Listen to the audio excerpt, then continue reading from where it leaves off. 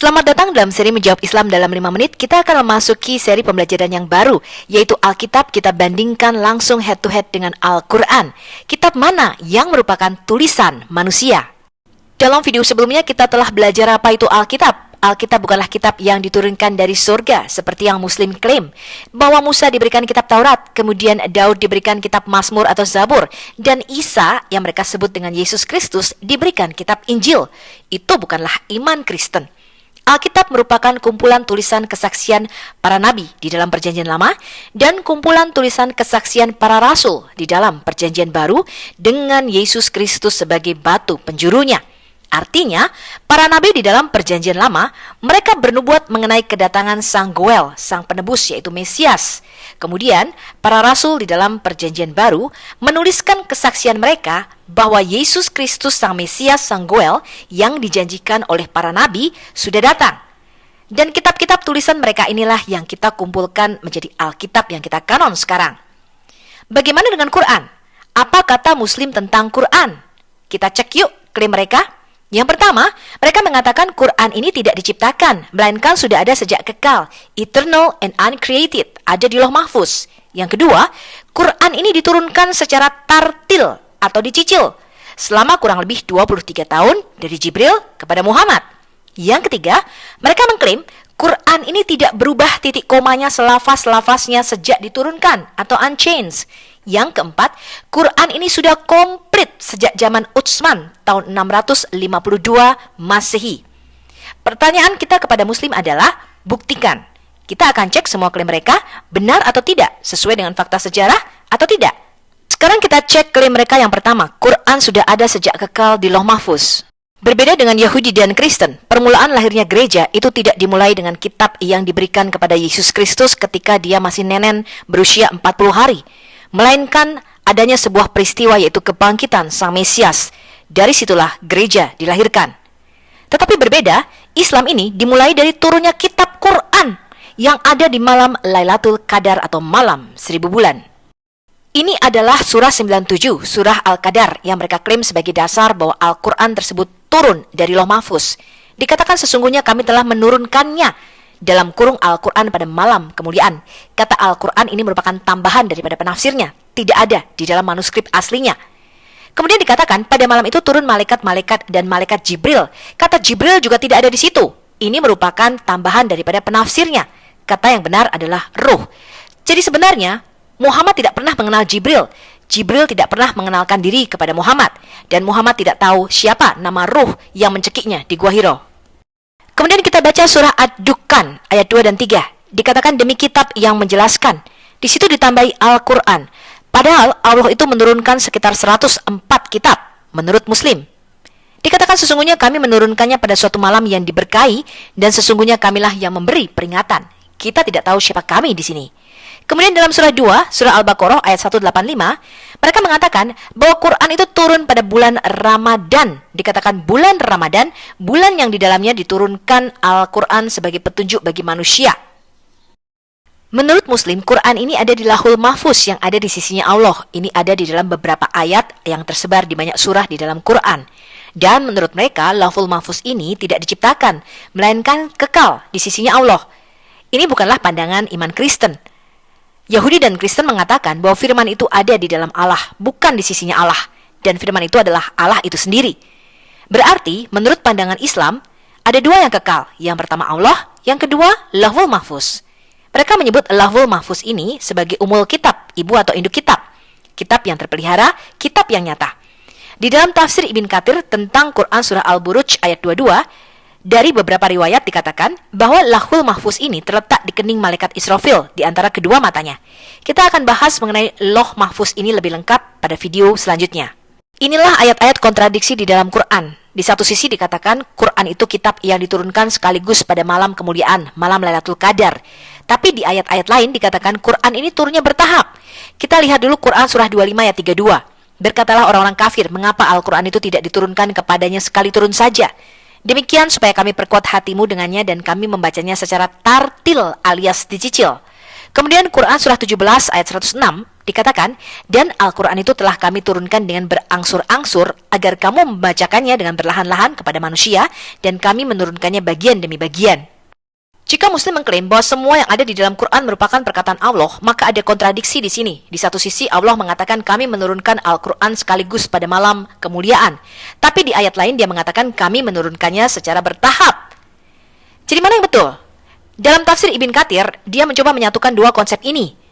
Dia menukil riwayat dari Ibn Abbas dan lainnya yang mengatakan bahwa Quran diturunkan sekaligus pada malam kemuliaan dari tablet di surga, Allahul Al-Mahfuz, di langit ketujuh, ke rumah kemuliaan Baitul Izzah di langit pertama.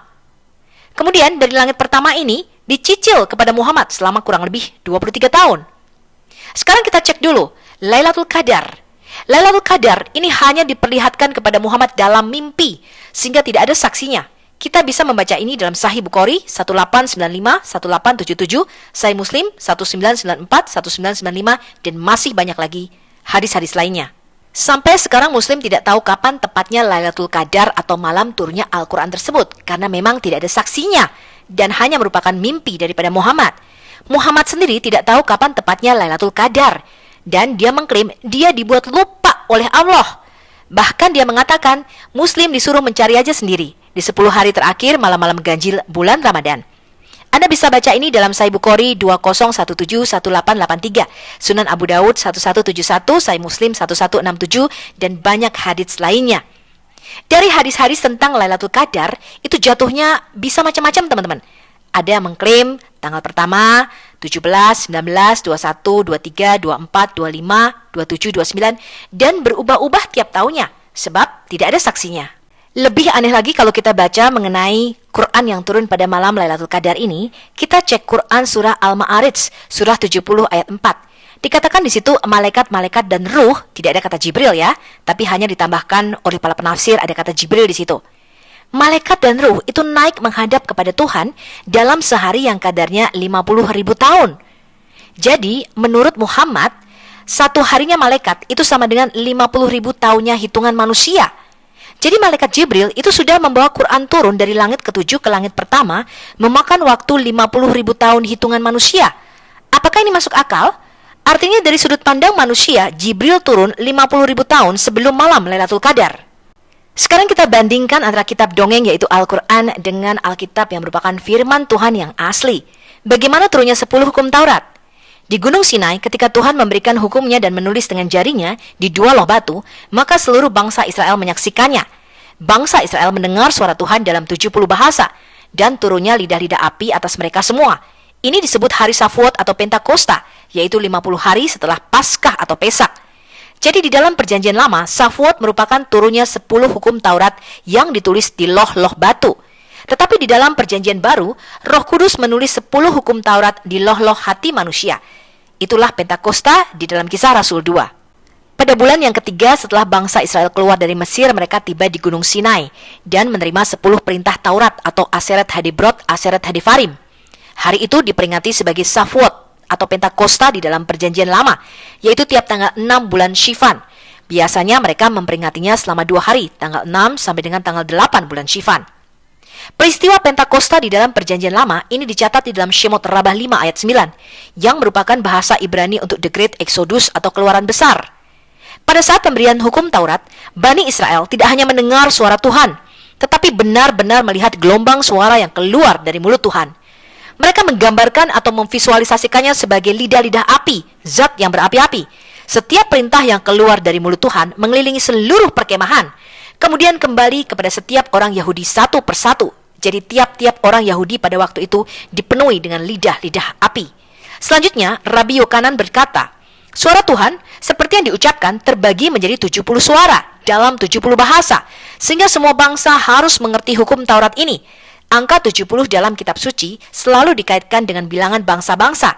Ini ada di dalam Kejadian 11 ketika Tuhan memecah bilangan anak-anak manusia menjadi 70 bangsa sesuai dengan bilangan anak-anak Nuh pada waktu itu. Sekarang kita lihat hari Safuot atau Pentakosta di dalam perjanjian baru, Kisah Rasul 2 ayat 1 sampai dengan 12. Ketika tiba hari raya Safuot atau Pentakosta, semua orang percaya berkumpul di satu tempat, maksudnya di bait suci ya. Kemudian tiba-tiba turunlah dari langit suatu bunyi seperti tiupan angin keras yang memenuhi seluruh rumah itu, di mana mereka duduk.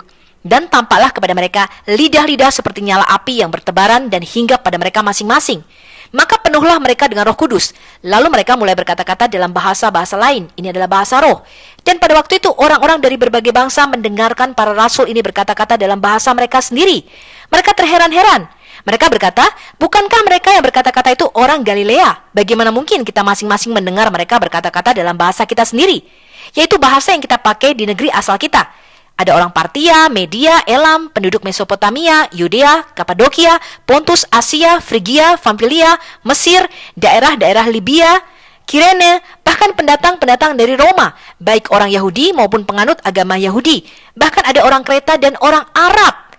Dan mereka berkata, kita mendengar bahwa rasul-rasul tersebut berbicara dalam bahasa kita sendiri tentang perbuatan-perbuatan besar yang dilakukan Allah. Mereka semua tercengang-cengang dan sangat termangu-mangu sambil berkata, apakah artinya ini? Jadi Safuat atau Pentakosta di dalam perjanjian baru merupakan penggenapan dari nubuatan Yoel 2 ayat 28 sampai dengan 29. Tuhan berkata, kemudian daripada itu akan terjadi bahwa aku akan mencurahkan rohku ke atas semua manusia.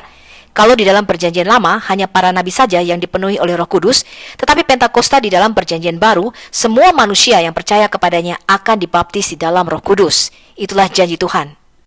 Jadi Safuat atau Pentakosta di dalam perjanjian baru merupakan penggenapan firman Tuhan di dalam Yeremia 31 ayat 31 sampai dengan 33. Sesungguhnya akan datang waktunya, demikianlah firman Tuhan, aku akan mengadakan perjanjian baru.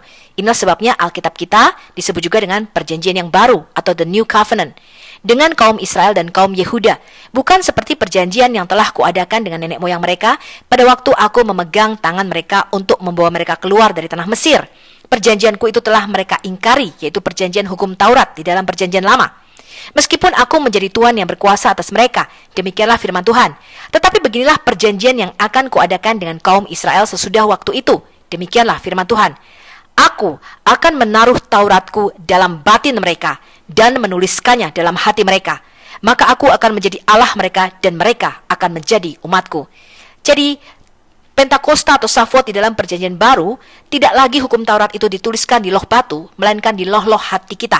Itulah janji Tuhan yang digenapi. Sampai jumpa pada video selanjutnya, kita akan belajar mengenai apa itu Lahul Mahfuz.